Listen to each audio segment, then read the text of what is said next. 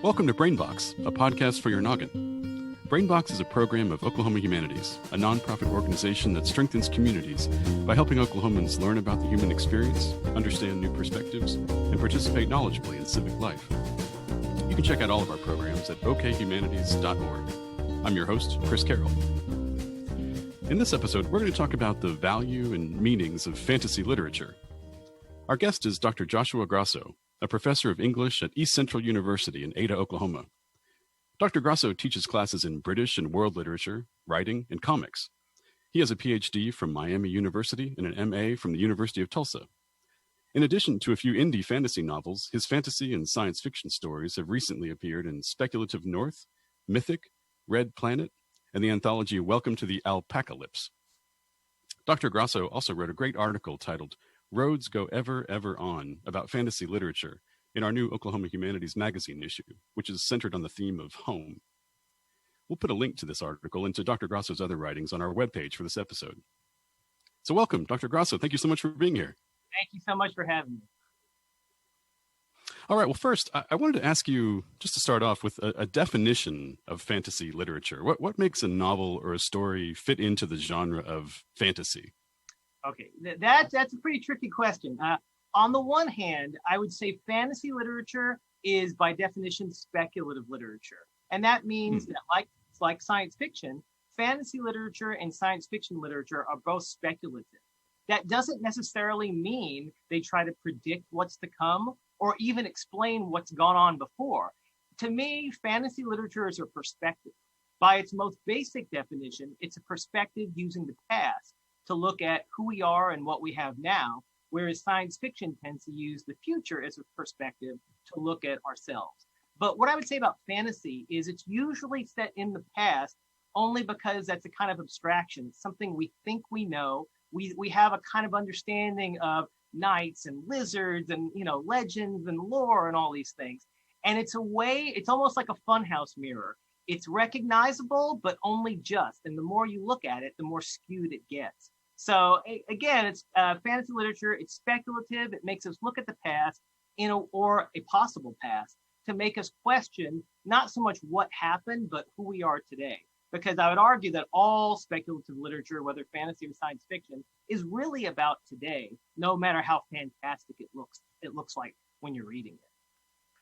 Oh man, that's a great definition. Thank you so much. So would you consider science fiction sort of under the umbrella, the larger umbrella of fantasy, or do you feel like science fiction is its own separate category?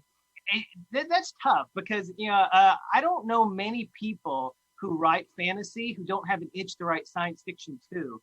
And there are exceptions, but many of the great science fiction writers also wrote fantasy. And I think that's because they're, in a weird way, they're the same thing. Sometimes I have an idea for a story and I'm like, which one is this? And I have to kind of write it to figure out, okay, this is fantasy. I argue that there's really not much different about them. They're both using metaphors to explore our own world, but they're doing it from opposite ends of the spectrum. And like hard science fiction, which is really about like hard science and things like that. Obviously, then it's a little bit more different. And if you write hardcore mythology, it's going to be a little different. But I think really they're very much the same. They're siblings. And I wouldn't say one is under the umbrella of the other or even lesser than. To me, they're symbiotic. Okay. They exist together. Okay. Would that be true of, in recent decades, especially, we've seen a lot of what you might call post-apocalyptic or dystopian literature. Is that sort of under the I'm using hand gestures, which is great on a podcast. I'm using a hand gesture that looks like an umbrella. Where would dystopian and apocalyptic literature fit under that umbrella? Well, it's interesting because obviously dystopian literature, apocalyptic literature, it's, traditional science fiction. The first science fiction literature had elements of that. I mean, if you go to The Time Machine by H.G. Wells, one of the first great science fiction works, it could not be more apocalyptic. I mean, he sees the end of human civilization. So that's science fiction. But in a way, all fantasy literature is kind of about, or at least the classic ancient fantasy literature, is all kind of apocalyptic. It's all about worlds ending, people facing the end of a culture, the end of a kingdom, the end of a civilization. So even though it's traditionally science fiction, it has all the elements of traditional fantasy. And what could be more apocalyptic than mythology? Greek mythology, Hmm. Norse mythology, Ragnarok, it's so apocalyptic. So the seeds of fantasy are sprinkled all throughout this so-called newfangled apocalyptic literature. It's as old as the Hmm. hill. Do you think is fantasy literature unique to Western culture, or are there other literary traditions around the world that could also fit the definition of fantasy literature? Yeah, I mean, that's a great question. Again, I guess it would depend how you define it. To me, fantasy is the oldest thing we've ever written. Hmm. The broadest definition of fantasy is actually literature. I mean, the first piece of literature that we know of is the Epic of Gilgamesh. What could be more fantasy? It's a guy who takes a heroic quest. He fights a giant on a mountain. He has to fight a goddess. He has to go to the underworld. I mean, that's all. That's all fantasy. If you wrote that in a book Hmm. today, that's where it would be classified. So all mythology is basically fantasy. All legends, all folk tales. They have what we call fantasy today, but it's all the basic elements that we draw from.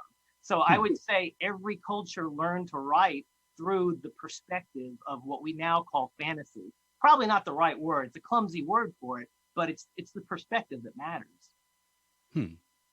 So even going back thousands of years and all the way to the present, do you feel like is there something something about fantasy literature that readers need, that humans have a need for this? Oh yes. Oh boy. Yeah. This is my favorite question to answer. Here, I'm going to get on my soapbox now.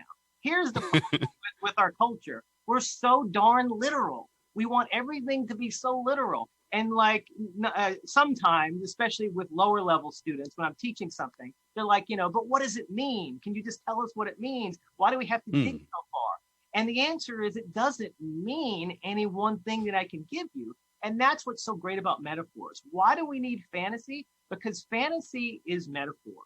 The great science fiction and fantasy author Ursula K. Le Guin, she once said, all literature is metaphor.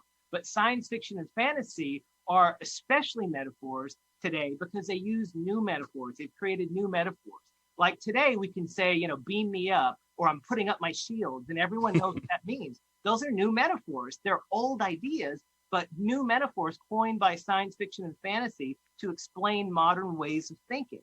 This is the problem. We're in a culture that's very complex. It's very media driven. It's very saturated with all these different discourses. You can't read it literally. There's just too much. The only way to really understand the complexity, I guess, the multifarious voices out there is you need metaphors to say, I don't know what it is, but it feels like this. Fantasy is built on metaphors. That's its DNA.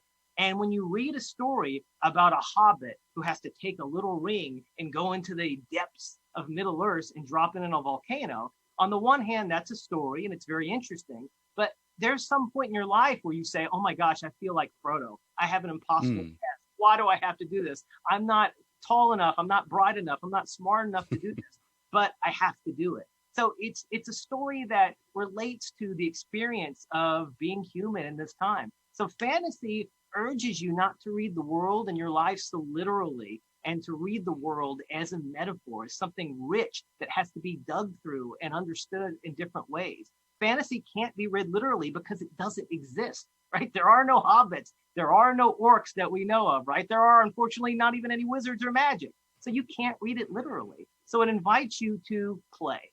And that's what we need to do in life. We need more play. God, now that you mention it, I feel like Frodo every single day. That really hit home. Well, I do, because I'm barely 5 feet foot. So I totally get him. Well, one of the metaphors that you talk about in your article in our Oklahoma Humanities magazine is the exile. Like so many enduring myths and fantasy stories are written from the perspective of exile. Why do you think this is? And what are some kind of classic examples of this? Well, again, when you look at ancient literature, almost every story or poem is about exile.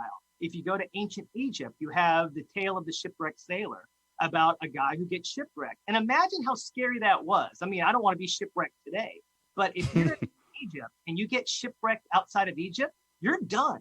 No one's going to come save you because they literally can't find you. And the scariest thing for people in the ancient world is being shipwrecked among other people. You don't know their language, you don't know their culture and their gods, and they don't like you, and they're probably going to kill you. So exile was the scariest thing because it goes beyond the bounds of your culture and your knowledge. So just like today, we write about the things that scare us. Why are we writing so much apocalyptic literature? Because we feel like we're in the presence of society crumbling, right? Probably it always has been, but we feel it keenly today. So that's what we're writing about. We're writing about zombies and all of these things that feel like what we experience today. In the ancient world, I think they were terrified of exile because they realized how tenuous it was to be who they were, right? They had these little city-states or these little villages, and you wander just a little bit outside of it.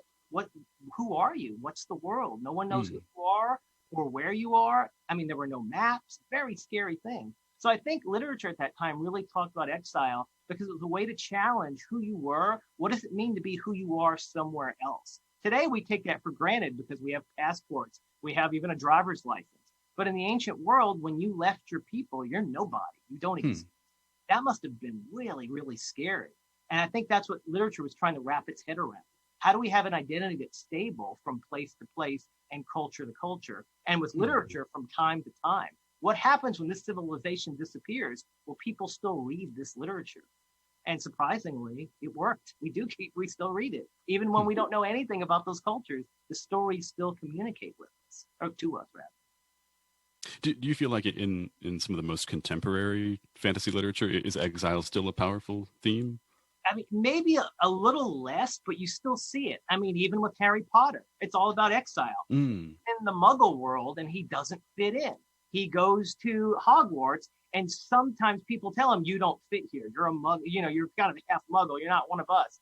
So there's still this idea. It's more about identity now. It's more about almost like a metaphor for racial identity, who can fit in and who belongs. So it's a different kind of exile because now we don't have a stable national identity the way they did in ancient Egypt or ancient Greek. Now it's smaller and more tenuous. But literature can explore it even better now because what does it mean to be American? It depends who you ask. It depends what state or what city you're in. So what a great thing for literature to explore. What does it mean to be American in a time when it literally means 500 different things? It's still there, but it looks different. You mentioned in your article, kind of in the context of the quest for home in fantasy literature, the importance of maps. This was one of my favorite parts of your article because I really love maps. And I always love studying a map in a novel and getting a sense of place. I remember reading the Chronicles of Narnia as a kid and kind of just being drawn to the maps on the inside cover and the back cover. And you point out that for Tolkien, the maps of Middle-earth kind of inspired aspects of his storytelling. Why do you think maps have been so important in fantasy literature? Well, I think because they don't exist. Again, it goes back to reading these things literally. You can't read fantasy literally because you can't find it anywhere. It doesn't exist on the map. So when you make a map, you get that suspension of disbelief. Oh gosh, maybe this is a real place. Well, look, it's right here. If you can follow Frodo's journey, then it must exist on some level, and it makes it real in a way that it didn't before, even though when you read the book, it feels real. And in college, one of my great history professors says, whenever you read a book, get the maps, figure out where it is, what the terrain looks like. Because he says he told me, a map tells a story, and it'll be in communication and dialogue with the book that you're reading. And in many cases, when I read like a work of nonfiction, I would want to look at the map and figure out where are these people? And you realize a little bit more of the kind of cultural context of their lives. Fantasy is trying to do that too. It's trying to say that there's a history here. This isn't something that was just written for this book, just for your enjoyment. This might go back hundreds or thousands of years. So when you read a map, what I love about fantasy maps, good ones anyway, are there are places that are never talked about in the book. Like, what is this place? They didn't go there. What is this? When's he going to write that book about that place? Exactly. So on the one hand, it gives you hope for a sequel. But on the other hand, it lets you write the book too a little bit. You have to imagine what goes on in that place. And that's true of any map. I mean, I love to read maps just in general. And I wonder who lives there? What is that like? And of course, now we have Google Earth. You can see exactly what it looks like. It almost ruins it. But that's what good maps do. They show you that there's a world here that existed before the book and will exist after the book. Fantasy, especially, and science fiction too, in many regards, really needs that to kind of help push us along a little bit, but also in a weird way to remind us that this world isn't real. So we've had to show you a little bit more to make it real in your mind. Do you have any particular favorite maps from fantasy novels that you've read? I do. Yeah, and I'll say the danger of the fantasy map, like the Onion, the satirical website and newspaper, they have a hilarious article which I won't quote for you, but they make fun of the fact that every fantasy novel has a map with it. Some of them go a little too far, and sometimes the danger of fantasy map is if it doesn't add anything to the story. If it's just a map, and it's like, yeah, it looks kind of like Europe, I get it, right? If it doesn't do anything to the story. But there are some maps that are so important to the story, they change how you read it. And I just happen to have one here. Oh. My favorite map is in Ursula K. Le Guin's The Wizard of Earthsea. I don't know if you've from the early 70s. What's so great about this map is it's a beautiful map that looks like kind of an ancient medieval map because it's called Earthsea. Oh. What's so great about this map is all the islands have, your typical fantasy names, right? Places like, oh gosh, I can't read it anymore. Like Cop and Corp and Perlane, all of these names sound very fantasy-like. But then you have things called the Isle of the Ear, right? And that's so great because she could have given them all crazy fantasy names. It would be like, okay. But when you hear that, you're like, what's the Isle of the Ear, right? And then you have like the East Reach, the South Reach, the West Reach. That's a story there. Why were they called that? So what's great about this map is not only is it beautiful and evocative, but it plants questions in your mind and it tells you that there's a history going on here.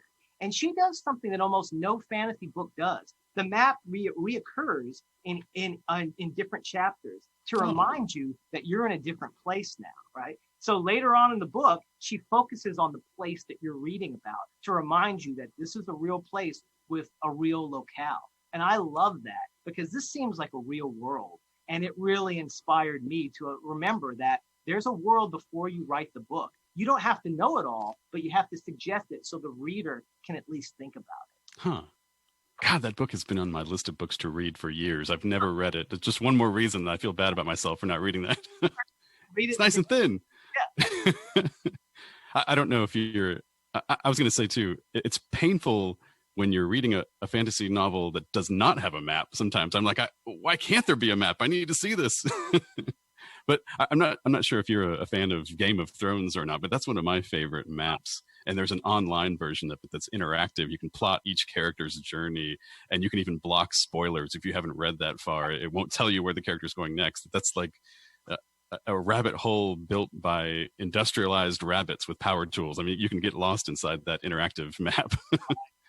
And that's what's fun because it reminds you that a book can just be a book. It can just be escapist. But I think the books that stay with us feel like they're alive, that they have a life beyond the moment you're reading it. And you can make a website out of it, and that suggests that it does. And I think maps it's another kind of hint that this is a larger world. And that's what the imagination does. It takes, any book you read, you keep going with that world. You imagine what the characters are doing next. A book isn't chapter 1 to chapter 28. It's all this stuff around it. And that's that's what fan fiction does. It's like a book isn't enough. We want more. And maps are kind of almost like a kind of fan fiction. It pushes you towards keep going, keep writing your own books, tell more stories. This isn't it. Your article also compares the impact of reading fantasy literature kind of with the impact of travel on an individual. And I've been thinking about this in our current weird world circumstances where many of us are confined to a smaller geographical area. It's hard to travel much farther than the grocery store or maybe to our work. Can you talk a little bit about how fantasy literature can play a role kind of like travel in making our worlds bigger and maybe helping us see our homes differently too? Right. And it goes a little bit about to the idea of exile, because in the ancient world, you didn't want to travel anywhere because it was dangerous. You'd probably die, or worse, you'd have to live among barbarians with different cultures. But what many people realized is when they leave home, they actually sometimes, if they survive, they like these people. They understand these people. They sometimes convert to their ways. There's a great fantasy story, an ancient Egyptian poem called The Tale of Sinuhe. And this is about a guy who has to run away because he thinks the pharaoh is going to kill him because there's a change of power. The old pharaoh dies, his son comes into power, and he assumes his son is going to kill him. his son isn't going to kill him, but he doesn't learn that for 20 years later or so. So he runs away and he goes and lives among the barbarians. While he's there, he becomes one of them. He becomes a celebrated warrior there. He gets a family, and he realizes he likes it. He ultimately wants to come back and die in Egypt, but he's realized that the world is richer and different than he thought. And in many fantasy novels, when someone goes way out into the beyond, like The Hobbit, Bilbo goes out kicking and screaming. He doesn't want an adventure. But once he's on the road, he becomes, Bilbo, and he has Sting, and he goes and does all these heroic quests. And then when he comes home, he doesn't like it because everyone looks at him like he's an interloper. Who are you? You're not Bilbo Baggins anymore. And all he wants to do is go back on the road, go back to Rivendell, go see the Misty Mountains again.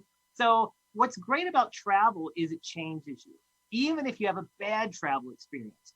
I mean, we've all experienced this. You go off on travels a week, 2 weeks, even 2 days. You come home and everything is different. Your routine is like a foreign routine. It's special, it's different. And that's what's so beautiful about travel. It makes you appreciate your world and see it better.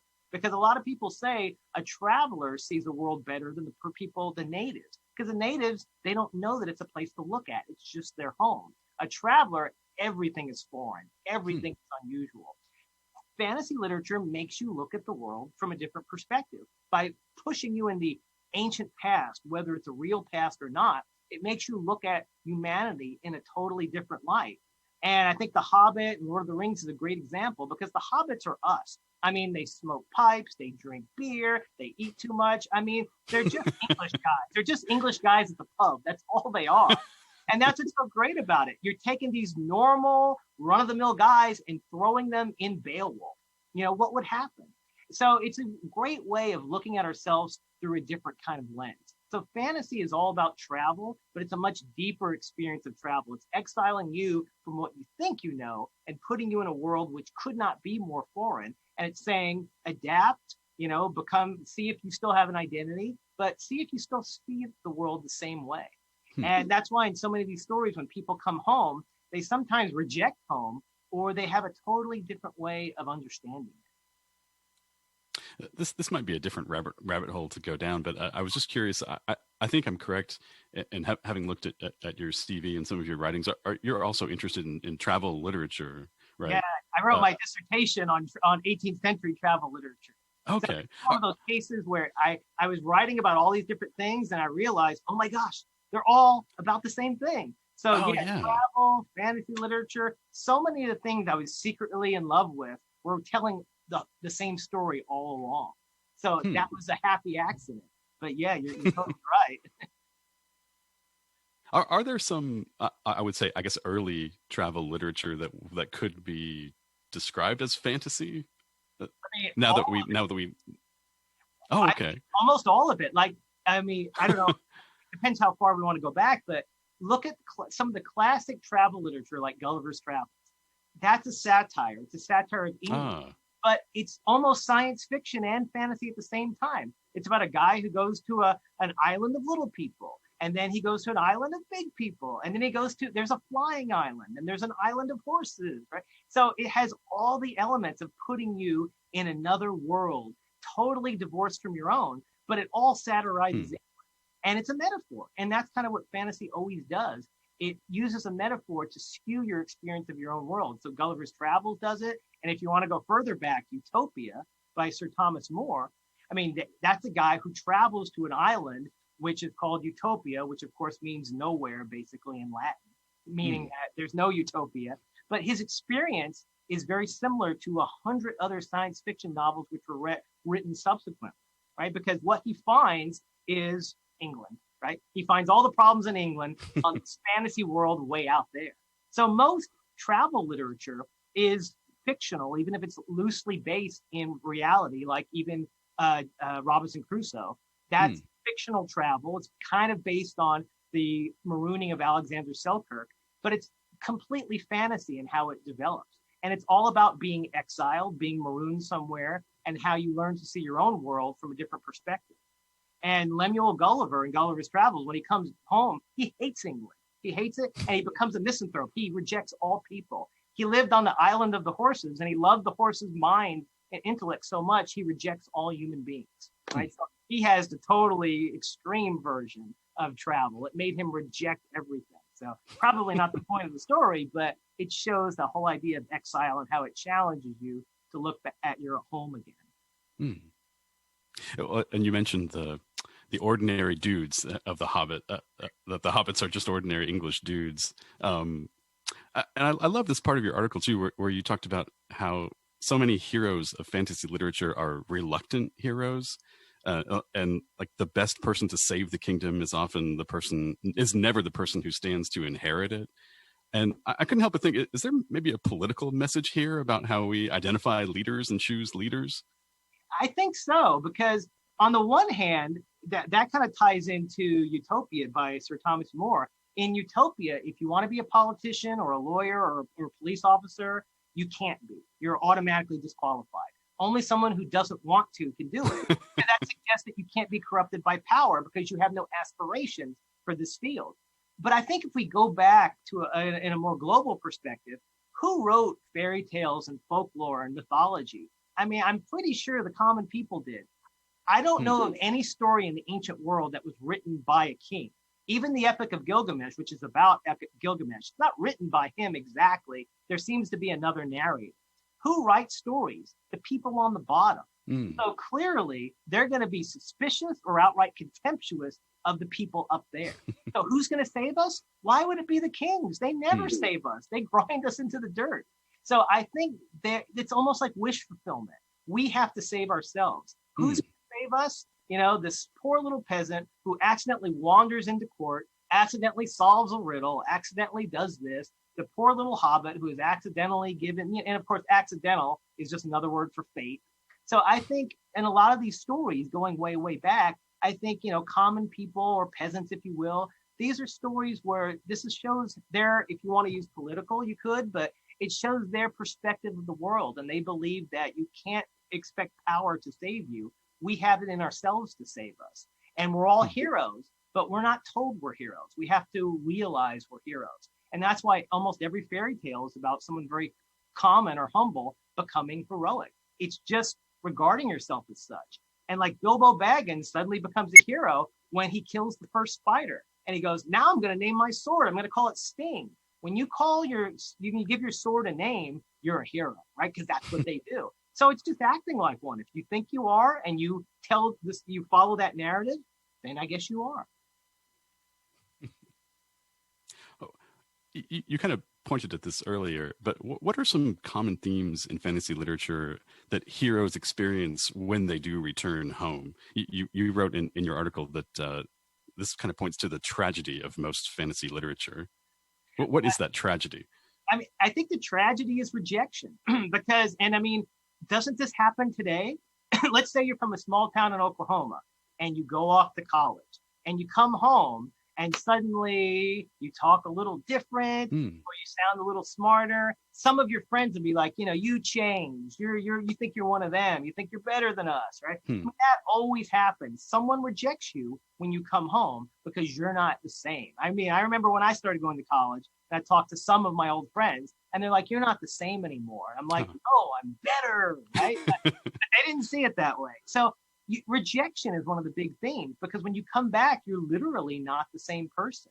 And I mean, we see that in the Odyssey when Odysseus comes back and, you know, yes, he's disguised by Athena. We get that, but he's rejected. No one wants him. Well, first of all, they don't want him there because they want to take over his household and his wife, but he's rejected. And when he looks at the world, he hates it. He can't believe that this is Ithaca now. And he has the probably wrong response. He goes, well, I'll kill everybody. And he just mows them all down, even the servants, right? He just kills everyone. He goes, nah, that's the Ithaca I like, you know, a little bloodier, but this one will work. So I think one of the big themes is when you leave, you won't come back as the same person. Is that a bad thing? Do you always have to have one stable identity? What do you do when you change?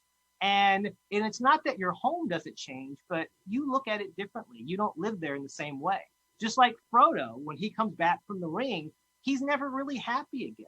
And it makes Sam really sad. And at one point, Frodo says, you know, I tried to save the Shire and it's been saved, but not for me.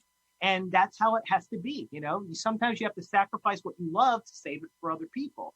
Frodo can't live in the Shire anymore. He's kind of seen as weird now. He doesn't fit in, and he, in a weird way, doesn't want to be there. He wants to go off with the elves.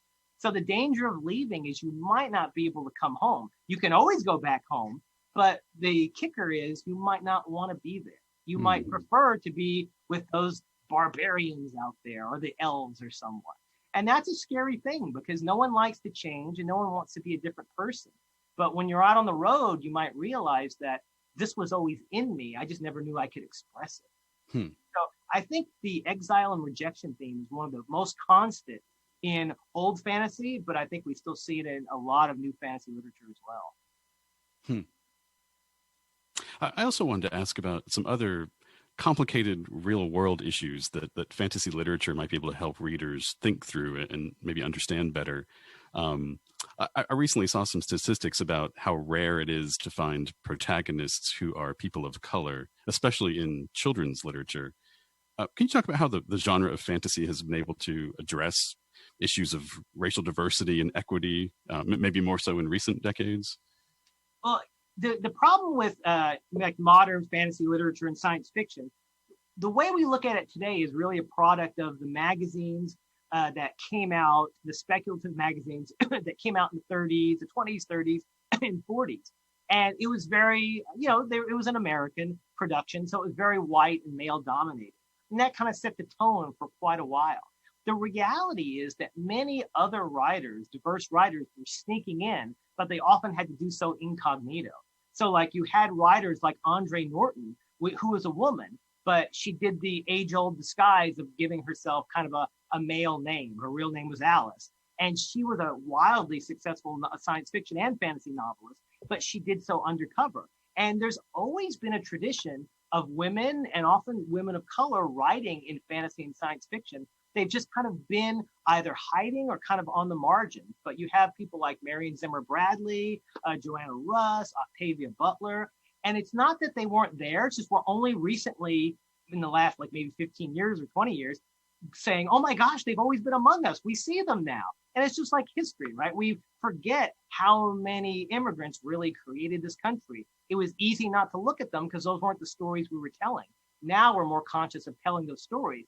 And it's interesting, as soon as people started saying, oh my gosh, they've always been among us, suddenly there are all kinds of diverse writers getting published and writing because there always were. They were just given much more encouragement. And now the biggest award in science fiction, the Hugo Award, it's been won 3 times in a row by N.K. Jemisin, great science fiction and fantasy writer of color. So yes, there's still problems, right? It's still seen as a white male genre, even though I don't think it ever really was, but it's seen that way. So I think some publishers are resistant sometimes to let too many of those works into the publishing world because they're worried about sales and such. But we see that they get published and they flourish. And the best way, if you're really wondering, I don't want to just read traditional science fiction and fantasy. I want to read diverse experiences. I want to read about myself in science fiction and fantasy. There's a great series called The Best American Science Fiction and Fantasy. It's only been published since 2016. And I think there's been 4 volumes now. And it's full of some of the best science fiction and fantasy writers that are published in magazines and anthologies today. And it's just full of great diversity. And they don't have to cherry pick. They don't have to try too hard. Some of the biggest names are just there. Right. And there's a lot of great writers working right now. So even though the ones that make the big movies are like the Harry Potters and the Lord of the Rings, I think there's a giant generation or two that's been growing and it's really going to hit and it's going to become more mainstream. It's there. It's just you have to search for it a little more because it's not necessarily rising to the top of people's consciousness who don't read science fiction and fantasy. But I mean, really, it's a very diverse field because science fiction and fantasy isn't about any one people. It's about people who, in a weird way, don't exist. So anyone can write it. Were those earlier writers you mentioned from the early 20th century, were their characters people of color? Or were they more often, were their protagonists still white? Yeah, it depends. Like in many of them, to really go under the radar, you had to write, like a man. Right. And I guess the best example of that is even going further back, Mary Shelley. In Frankenstein, there's barely a woman in the book. The only one of the few women, Elizabeth, is even killed and has a very minor role. So a lot of the writers, like Andre Norton, tended to write about, strong men doing strong deeds, though she would kind of push the envelope a little bit. But it really blew up when you have Marion Zimmer Bradley writing Arthurian legends from a female perspective, which really shook things up. And she wasn't hiding at all. And then in the 70s, especially, you have Octavia Butler, who's writing from an African-American perspective. She writes a story of an African-American who goes back in time and experiences slavery. So it was happening, 30, 40 years ago, but it just it's like we were kind of ignoring it. And I think now luckily we're in a society where you don't ignore these stories anymore. You realize, wow, they were always here, right? So it's kind of fabulous that we can find them now and encourage other people to continue on that kind of what's the right word, that family tree of literature before it gets kind of stunted. Well, unfortunately, there are several classic authors of fantasy, Tolkien, C.S. Lewis, and even now J.K. Rowling, who readers have been forced to deal with details of their lives or their worldviews that are unpleasant or really offensive. How would you suggest readers deal with this? This is something I wrestle with a lot, and I like to talk about this in my classes. This is tough because every writer, writers are artists. Artists stink. We're not good people. Artists aren't good people, right? They've got confusing lives, very, happy kind of, I don't want to use the word bland, but people who are sedate don't write great literature. People who are tumultuous write good literature, and they tend to make big mistakes. So you take any writer and look at their biography and go, oh no, right? Like even Marion Zimmer Bradley, right? You're like, oh, this pioneering feminist, she changed Arthurian legends. Oh, she molested her daughter. Oh, great. And then it's like, well, we're not reading that book anymore. So here's the problem. All the greats probably have something in their closet. Even Tolkien, not that he was outwardly racist, but I think he reflects some of the racism of the times, right? The orcs and some of the other armies that side with Sauron tend to sound a little bit Middle Eastern. They tend to be dark complected. So it's really problematic. So what I think, and this is a problematic opinion, I think that great literature, like fantasy and science fiction in general, it's a literature of no one place. Obviously, it's born of its time and place. It's born by a single author, but no author can really say, this is my book, because the Greeks believed in something called inspiration. Inspiration works through us. And even in my very modest level, when I write, sometimes I'm inspired and I'll write something and I'm like, oh my gosh, that was good. How did I do that? Right. And then days later, I'm like, I still don't know how I did that. Right. So I believe that when we write, we're like transmitters. When we're really on fire, we're transmitting something larger than ourselves. So I believe that a book can't be just the author, because the author is dead in many of these cases. So while biography helps you understand a little bit, it doesn't give you the whole story. Just like a map. Maps enrich a book, but it's not the book. The words are the book. The metaphors are the book. The story is the book. The characters are the book. So I think if a book is overtly racist, then it's a work of propaganda. We don't need to read it anymore. But great works are ambiguous. They might seem gray. They might say, okay, this could be racist, but then there's this. If a book leaves you questioning, then that means it's a work of art. Works of art are supposed to push us and prod us, make us feel uncomfortable, but also make us, make great leaps of understanding. So I believe that if a work is great, truly a great work of art, it transcends its author's biases and limitations. So we should still read it, even if the author, him or herself, was racist, was this, was a criminal, was that. The work survives the person. And it's like someone once said, I think of Marion Zimmer Bradley. They said, we should be amazed that great work could come from such a person. I would hope that the artist transcends the person. So for that reason, I think we can still read these books. The worst of them, you don't even want to read them, right? But the best of them, you do, because there's just more there.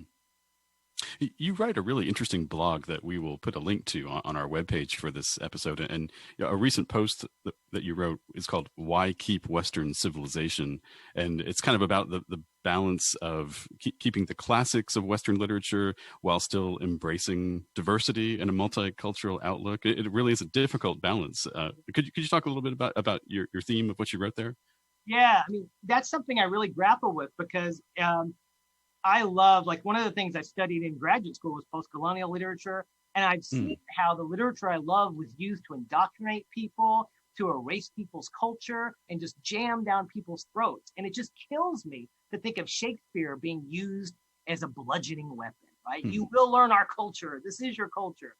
Yet Shakespeare didn't write for that reason. Shakespeare wrote for the English theater to amuse and enlighten people. He had no idea that his plays were going to be carried all over the world to indoctrinate people into the Queen's English, right? He couldn't have imagined that. And the literature itself, if you didn't know how it had been used, if you read like Othello or Twelfth Night or something, you wouldn't say, oh, this is a tool of indoctrination. You would just say, oh, this is this or this is that. You'd probably be delighted by it. So one of the challenges I have, especially as a professor, not just as a reader, is how do I defend work that I know is so great and so powerful, has lasted hundreds of years and has so much to teach us, yet many people are now rejecting. I mean, many people are like, we should never teach Shakespeare again in college, right? We should never teach Tolkien, he's a racist. We should never teach anything British. They're all racist, right? We should never teach this person. And I'm just so scared to throw out an entire culture just because of a certain perspective that's going on now. Yes, we have to examine it and challenge it. And you know what? We can talk about the things that are wrong with it. That's one of the beauties of literature. You can talk about what doesn't work as well as what does work. So I think that, I mean, this is my personal belief, and it might sound a little naive, but I think if literature lasts 200, 300, 400 years, it was supposed to. It keeps communicating with us. It's work that we threw out into the world, and like a boomerang, it came back. You don't throw the boomerang away. You're like, it works. Let's throw it again, right? And if you throw it again as a new 21st century culture and it still has wings, then it's still powerful. I mean, look how many books are printed and disappear forever. Why do they disappear forever? Because it was a good book, I'm sure. It amused some people, but it had nothing more to say. I mean, if a book keeps lasting, if we keep reading it, there's something there. And I mean, even look at someone like Stephen King. We're still reading Carrie, a book published in the 70s, because it's still amazing. It's such a good book. It still has something to say to us. So I think we have to be careful in throwing away what history gives us, because tradition by itself isn't good. But if it lasts, it's like a statue, a great Egyptian statue. Yes, the statue depicts a tyrant, a terrible person, but an artist created that statue. We don't have to celebrate the pharaoh. We can celebrate the artist and the culture behind it. So that's what I try to do with my work. Let's talk about the art in it more than the racist values that might be creeping into it in some ways. But we can talk about those too. I really appreciated the way you ended that blog post with the lines from a poem by Sappho, right, from an ancient culture, but these lines are still so resonant to us today, 2,500 years later. Right. And I mean, she's a great example because she's someone who was she was the 10th muse. She was read everywhere. And then her works, it seems like her works were forcibly destroyed. I mean, we have almost no copies of any of her complete poems. We only have fragments, but they're still here, enough to fill up a book. And that's why I teach Sappho almost every single year, because these little fragments are so beautiful and powerful. It's like a map. What else was here? What else was in this work? But it's like she was so powerful that they could not kill her. She just kept coming back. So you don't want to get rid of that. You want to just, cherish what you have. And then you start thinking, oh, thank God we have all of Shakespeare. I mean, we did lose some plays, but look at all we have. We could have only had fragments of Shakespeare too. We could have only had fragments of Homer, right? All of these things could have been lost. It's amazing that we have so much. We're going to throw it away?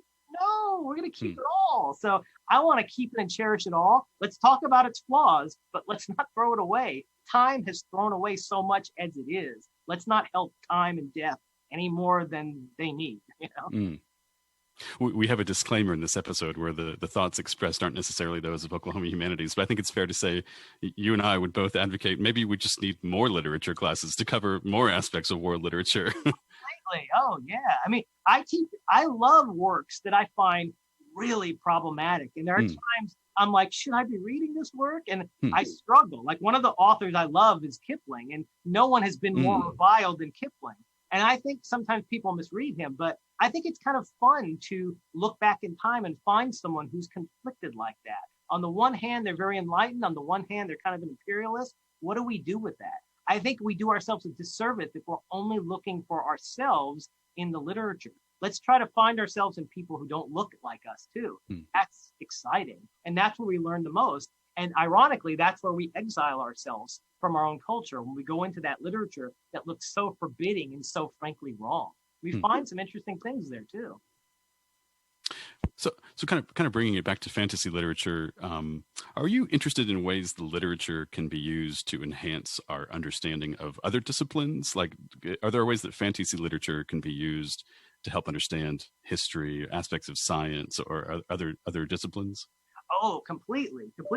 And I think, to me, I often teach fantasy literature in my first year writing courses. I throw a little science fiction and fantasy in because initially they'll be like, oh, I hate Star Trek, I hate Star Wars, right? But it's not about space. It's not about knights. It's not about wizards. It literally is about metaphors. And I think reading fantasy changes how you look at the world. Joseph Campbell, the great mythologist, he was writing about metaphors once. And he said, the problem with metaphors is we think there's literal. And yet, when you look at a menu and it has pictures of the food, do you eat the menu? No. You know that the menu symbolizes the food that you could order. And because it's a metaphor, it's a symbol. It suggests what is to come. That's what metaphors are. They're not real. They suggest how to look at the world, what you could order. And I think fantasy is a great way of telling you how to look at life and how to experience life, because we look at everything as little individual parts that are either real or they're not real. Fantasy says everything is fake, everything is make-believe, and therefore everything is real. It goes back to the famous painting by Rene Magritte. You've probably seen it of a pipe.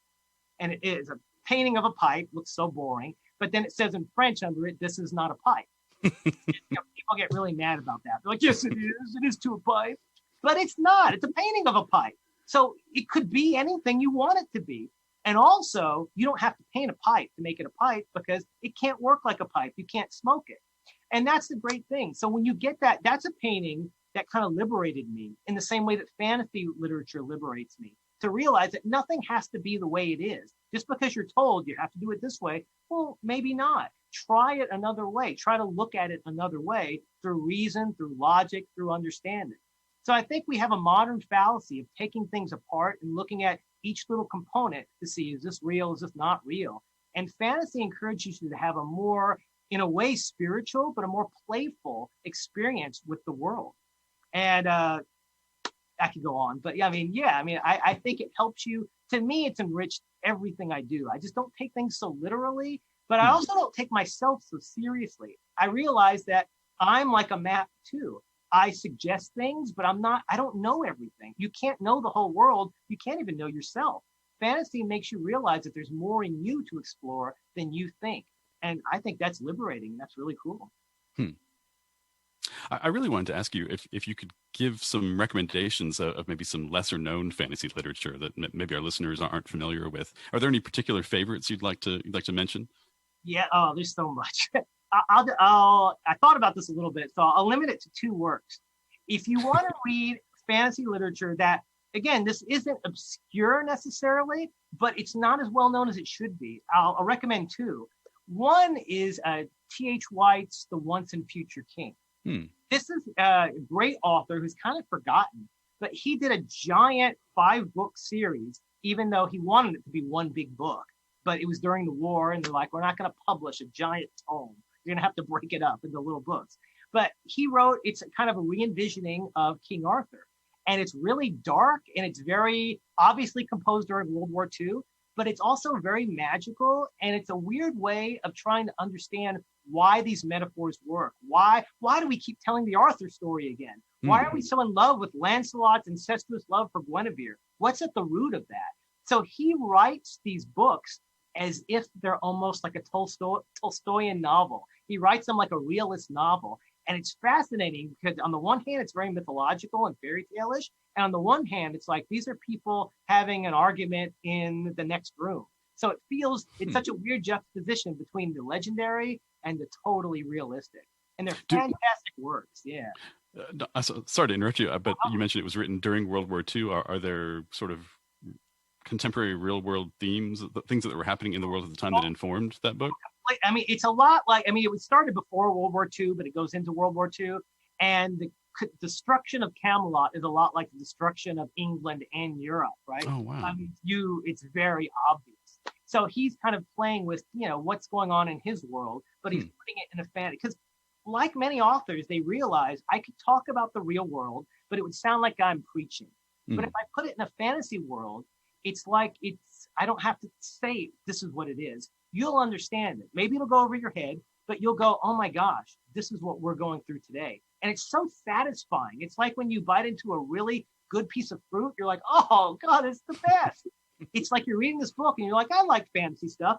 Oh, this is us. This is us. It's so much more satisfying that way. And I think that's what he's doing. On the other hand, I'll give you one other. There's a much lesser known author, and there's a great Penguin version that I have here on my desk. He's called Clark Ashton Smith. He's a fantasy and science fiction writer. He's a lot like Lovecraft. Lovecraft, wrote about all these horrible monsters from other planets that are living inside the earth, and they come out, and all these ancient secrets and curses. Ashton Smith kind of does that too, but he does it in a much more poetic way, and he actually inspired Lovecraft. Clark Ashton Smith is the other side of fantasy. He's so in love with language and not characters exactly, but he's in love with the mythological element of fantasy, of these like sprawling settings, these amazing maps, these lost worlds. And when you read his book, it's like you're reading poetry. And some people hate it for that reason, because language is too flowery. But that's what's fun about it. It's like we're in a world today where we're so about literal things that, we can only write short sentences and we can only use a few words, Forget that. Write a sentence that goes on for 3 pages. Why not? Why not? He writes overly descriptive things. And once you give into that world, though, it's like, wow, this is what a fantasy world would feel like. So in a weird way, he writes fantasy that really feels like it's another world. It's like going into a hothouse full of all these weird exotic plants that have these like really heady perfumes, which are almost too much to take. So he's a great example of how fantasy can really ask you, how do you know what literature is? What else could literature be? So he takes the opposite track of T.H. White, and he only writes mostly short stories, and they're just fascinating and they're weird, and some of them actually influenced Twilight Zone, the early episodes. So, so he writes a lot of quirky, weird, but also very beautiful things. So those are two I would offer because they give kind of two bookmarks of what fantasy could be, or not bookmarks, but what are the things that hold books together? Bookends. Bookends. There you go. Bookends. The two bookends of what fantasy could be. Yeah. Well, thank you so much for mentioning those. And I say that sort of facetiously because, thanks a lot. Now there are 2 more books that I have to read to put on my list. I don't have bookends because my shelves are overflowing. I wish I had room for bookends, but thank you so much for mentioning those. I had one last question, and I don't mean to conclude this on a negative note, although I thought this might be kind of fun. In many years of shopping in bookstores, many used bookstores, I have to say I've seen, thousands of books in the fantasy section. Some of them look a little sketchy, a little dubious. Maybe there's too many dragons on the cover, too many freaky wizards. But I really wanted to ask, without naming any names, unless you'd be comfortable with that, what makes for bad fantasy literature? Well, like any kind of genre, it can be overused and it can become cliche ridden. And here's what I think. This is where I think I've read a lot of fantasy that I have not finished. I've been like, oh no, I can't. Because it's too much dragons. It's too much really bad archaic speak and too many maps that have nothing to do with the world. I think the danger of fantasy is, again, taking it too literally, forgetting that this is not a world that exists. It's a perspective. It's a way of looking at the world. If you try too hard to make it a world without kind of imagining why is it a world and how does it relate to our world, I think you get into trouble. And I think the reason you get into trouble is because Tolkien exists. Here's a guy who was a linguist. He was a mythologist. He was a scholar. You're not going to be Tolkien. You just don't try. But, he made a language. His language actually came first. Then he's like, what's the story to go with the language? Oh, so wow. He has a language. He has a map. He has a world. He has a genealogy. He has everything. Too many authors go, okay, I'm going to write a series of books. Let's invent the language. Now let's invent the mythology. And it sounds so contrived and it sounds sub-Tolkien, right? Why do that? Why not just make a fantasy world that's set in our actual past and play with it just a little bit? So I think too much fantasy tries to be too ambitious because they think that's what you have to do. And that becomes a cliche. And it's not fun if someone's trying too hard to make a language.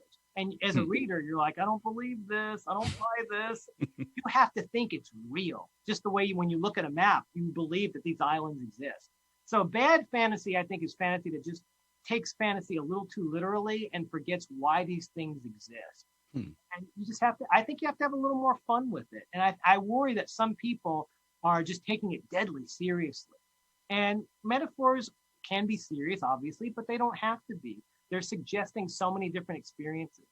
Just because you're writing about a guy, writing about a guy in a loincloth as a sword is kind of silly. From our perspective, it's kind of dumb. You have to find a way to make us go, oh, okay, it's not so dumb. I get it now, right? And the best authors can do it. And the ones below that just can't pull it off. Really quickly when that's taking itself a little too seriously. It is a liberating moment when, I finally got to a point in my life way too recently where I felt like, I don't have to finish every book that I start. It feels good to just drop one after the first bad chapter. You can't finish every book, but that's what I tell my students. Reading any book is useful. You get something out of reading a book. There are some books that I love that, I only read part of because, they're 2,000 pages, right? But I got something. You can get something out of 50 pages. You can get an experience, right? So that's like saying every journey has to be around the globe. Why? You can travel. Here I am living in Ada. Sometimes when I go to Tulsa, I have an experience. I have a journey. Journeys aren't about length or depth. They're just about the journey. Yeah. Well, thank you so much, Dr. Grasso. This was such a fascinating conversation. I really appreciate you coming on the show. Would you like to mention anything that you're currently working on? Well, let's see. I do want to plug the article, obviously, which you plugged in Oklahoma Humanities. I wanted to write that article for a long time. And when I saw the call for the home issue, I'm like, oh, I've got to get this in. So I really do. I like that article. So I hope you like it. On my Amazon page, if you post a link to it, my Amazon author page, I have some of my more recent works and talk about the playfulness of fantasy. There was a call for an anthology about animal apocalypses. And I'm like, what the heck is that? And I read the call and it's like, we want stories about an apocalypse from an animal's perspective. So that got my brain going. And I wrote a story about a cat god who is about to end the world for the 8th or 9th time because it just doesn't work. So it's playful fantasy. It actually is about something. It's not just about a cat god, but it's my way of talking about some modern things through a kind of silly, irreverent perspective. And it's in a book called Welcome to the Alpacalypse, a little pun there. And that's on my Amazon author page. And it's full of a lot of great stories, some serious, some not so serious, that are, apocalyptic literature, but from an animal's perspective. And I think that's great because we assume we're in charge of the world and we're not. And it's refreshing to imagine what animals are thinking of all this. Science fiction and fantasy can do that, and we believe it. If you write a novel about a hedgehog, people are like, what is this crap, right? But if it's fantasy, we're like, oh, it's a hedgehog, of course, right? So you might get a kick out of some of those stories. Awesome. Thank you for mentioning that. We will, you can check out our website at okhumanities.org/brainbox for additional information about the topics we discussed in this episode. And we will put links to those items, Dr. Grasso. Well, thank you again so much for being on the show. Oh, I appreciate it. Thank you so much. Well, we encourage you to comment about what you've heard on the Brainbox podcast. You can leave comments through the Podbean app and the okhumanities.org/brainbox website and on social media by using #BrainboxOK. Please give us a rating, and you can also email comments and ideas for future episodes to us at brainbox@okhumanities.org. Thank you to Blacken Studios. You can find out more about Blacken Studios at blackenstudio.com and on Facebook, Twitter, and Instagram. Our theme music was composed by Jeff Moreva, and this program is funded by Oklahoma Humanities. Any views expressed in the podcast do not necessarily represent those of Oklahoma Humanities. This has been Brainbox, a podcast for your noggin.